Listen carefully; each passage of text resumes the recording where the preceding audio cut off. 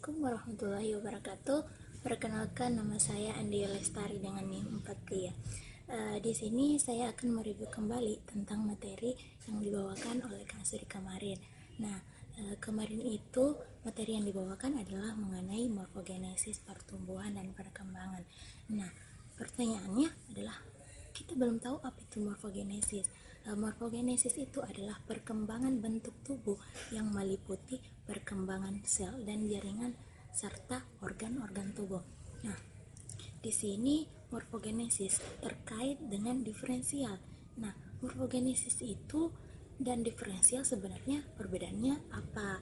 Morfogenesis itu dapat dilihat secara kasat mata langsung, sedangkan diferensial itu tidak. Diferensial itu terjadi di dalam tubuh kita.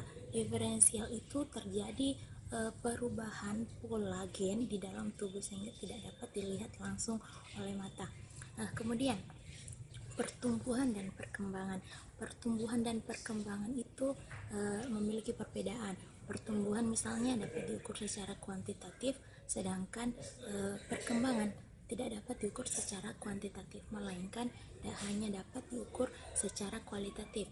Pertumbuhan itu adalah peristiwa bertambahnya sel di dalam tubuh kita, dan dari agak tinggi, dari pendek menjadi agak lebih tinggi, dan pertumbuhan itu tidak dapat berubah, tidak dapat kembali ke ukuran semula.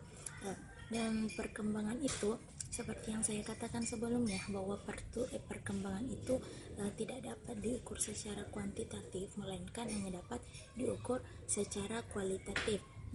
Perkembangan adalah perubahan menuju kedewasaan.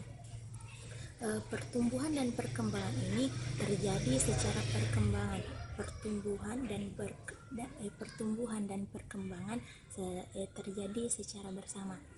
Kemudian ada pula pertumbuhan pada tanaman atau pertumbuhan pada tumbuh-tumbuhan. Pertumbuhan dan pada tanaman itu melalui perkecambahan. Nah, kemudian pertumbuhan pada tanaman ini memiliki faktor-faktor, diantaranya ada faktor eksternal dan faktor internal. Faktor eksternalnya misalnya nutrisi, mineral dan air, cahaya, suhu, dan lain-lain. Sedangkan faktor internalnya seperti hormon yang terdapat pada tumbuhan tersebut, misalnya hormon oksin yang mempercepat pertumbuhan pada tanaman. Contohnya saja tanaman yang dipengaruhi hormon oksin itu adalah tumbuhan kacang hijau. Kemudian ada pula tentang macam-macam pertumbuhan tanaman. Maksud saya macam-macam pertumbuhan pada tanaman. Di sini macam-macam pertumbuhan pada tanaman itu terbagi atas dua.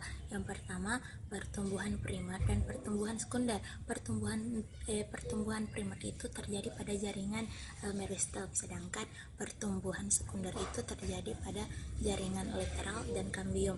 Contohnya saja pertumbuhan primer yaitu pertambahan pada ujung akar dan puncaknya, sedangkan pada pertumbuhan sekunder itu merupakan pertambahan pemanjangan dan pelebaran.